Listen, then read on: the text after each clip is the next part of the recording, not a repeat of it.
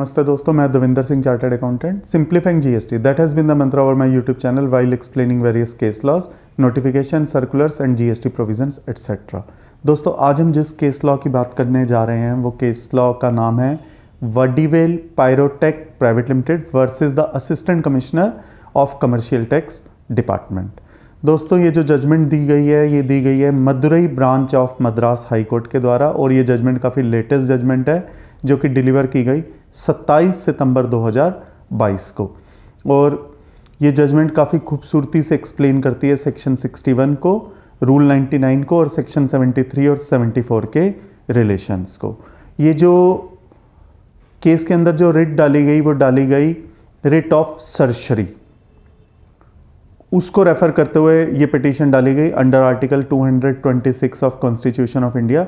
Writ of सर्शरी इस प्रकार की रिट होती है जिसमें लोअर कोर्ट के रिकॉर्ड को हायर कोर्ट रिव्यू कर सकता है, देख सकता है, रिकॉर्ड्स मंगा सकता है और एक्शन ले सकता है उसके बेसिस पर अगर कोई कमी पाई जाती है।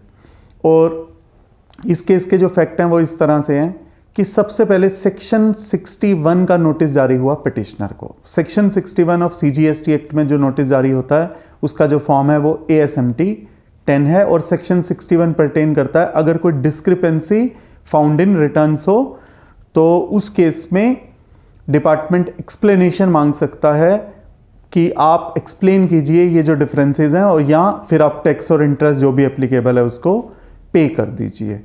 और सेक्शन 61 का जो नोटिस जारी हुआ वो ASMT 10 में जारी हुआ, और उसमें उसको डिफरेंस बताया गया कि आपके 3B 1 और 2A में डिफरेंसेस हैं और आप टैक्स पे कर दीजिए 13,54,050 रुपये का, और इंटरेस्ट पे कर दीजिए। पिटिशनर ने इंटरेस्ट पे कर दिया और अपना रिप्लाई जमा करा दिया ASMT 11 में। यदि रिप्लाई को एक्सेप्ट कर दिया जाता है तो ASMT 12 इशू हो जाता है और प्रोसीडिंग्स कंक्लूड हो जाती हैं। और यदि रिप्लाई जो को एक्सप्लेनेशन को सेटिस्फैक्ट्री नहीं पाया जाता अफसर के द्वारा तो वो इस केस को 61 से आगे लेकर जा सकता है। यहाँ सेक्शन 65 में ऑडिट करवा सकता है डिपार्टमेंट के द्वारा, 66 में ऑडिट करवा सकता है चार्टर्ड अकाउंटेंट या कॉस्ट अकाउंटेंट के द्वारा, सेक्शन 67 में इंस्पेक्शन सर्च एंड सीजर का सहारा लिया जा सकता है, या 73 74 में एडजुडिकेशन की जा सकती है अगर 61 में जो रिप्लाई है वो ASMT 11 सेटिस्फैक्ट्री ना पाया जाए। तो इस केस में जो रिप्लाई है वो सेटिस्फैक्ट्री नहीं पाया गया और केस को ले जाया गया सेक्शन 74 में और DRC 1 इशू कर दिया गया, और उसके बाद DRC 7 भी इशू हो गया। DRC 1 जो इशू हुआ वो इशू हुआ फरवरी 2022 में। मैं डेटें दोबारा बता देता हूं। जो ASMT 10 जारी हुआ था वो दिसंबर 2021 में जारी हुआ था। जो ASMT 11 में पिटिशनर ने अपना रिप्लाई डाला था वो जनवरी 2022 में डाला था। DRC 1 जो जारी हुआ था सेक्शन 74 के अंदर वो फरवरी 2022 के अंदर जारी हुआ था, और जो इसका ऑर्डर पास हुआ था DRC 7 के अंदर वो पास हुआ था 9 मई 2022 को। So these are the timelines.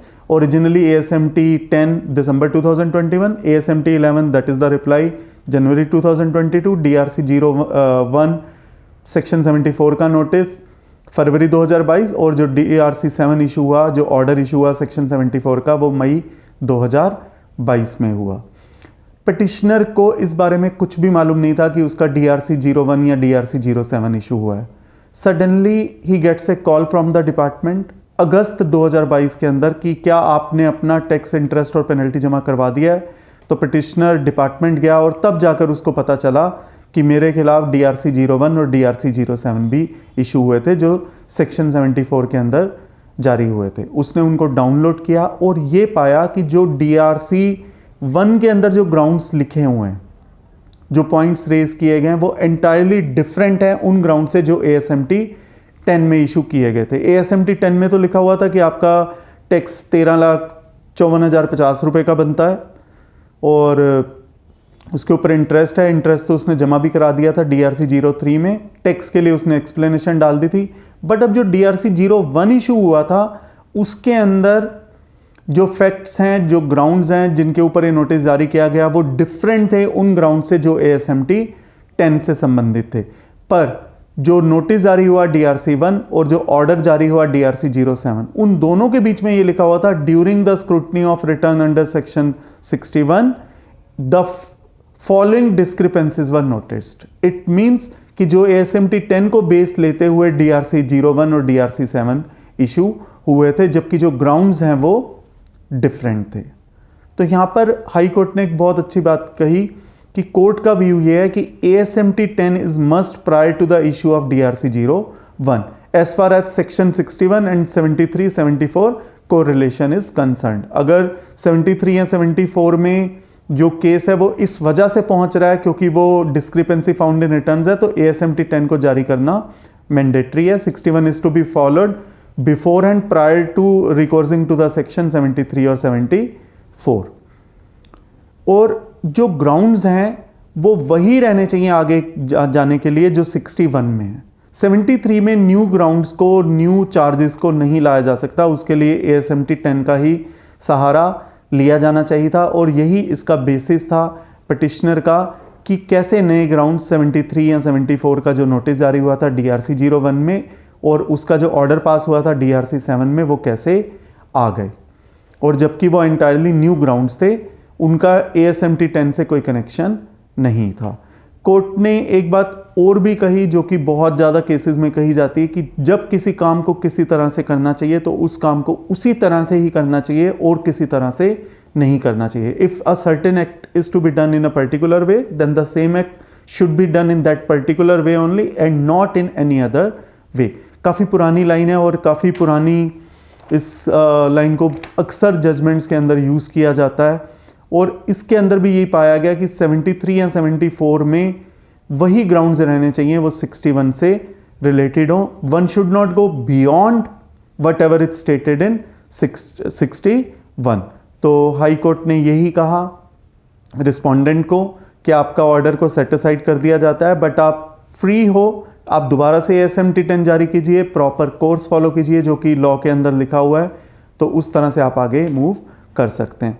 दोस्तों, मैं अगर इस केस को अपने व्यूज़ में समराइज़ करना चाहूँ आपके सामने तो भी ये है, सेक्शन 73 या 74 को ज़रूरी नहीं है कि इससे पहले सेक्शन 61 का सहारा लिया जाए। अगर डिस्क्रिपेंसी फाउंड इन रिटर्न्स है then it is always advisable कि पहले आप 61 कीजिए देन 73 या 74 पे मूव कीजिए। बट अगर केस परटेन करता है जो कि डिस्क्रिपेंसी फाउंड इन रिटर्न से परटेन संबंधित नहीं है, इन दैट केस सेक्शन 73 और 74 दोनों फॉलो किए जा सकते हैं। जरूरी नहीं है कि 61 को पहले फॉलो किया जाए, बट अगर डिस्क्रिपेंसी फाउंड इन रिटर्न्स है then 61 should be followed first prior to moving to the section 73 और 74। दोस्तों, मैं उम्मीद करता हूँ ये जजमेंट और ये पॉइंट कि सिर्फ उन्हीं ग्राउंड्स को आगे लेकर जाया जा सकता है नोटिस के अंदर जो पहले रेज किए गए हों, और कोई नए ग्राउंड्स नहीं लाए जा सकते at a later stage. At initial stage also those grounds should be included by the department while issuing show cause notice, because show cause notice is the beginning और that is the soul कि जहाँ से हमारी adjudication start होती है। तो everything must be mentioned therein only। दोस्तों, मैं उम्मीद करता हूँ ये केस लॉ आपके बिजनेस एंडेवर्स के लिए, आपके प्रोफेशनल एंडेवर्स के लिए काफ़ी यूजफुल साबित होगा। धन्यवाद।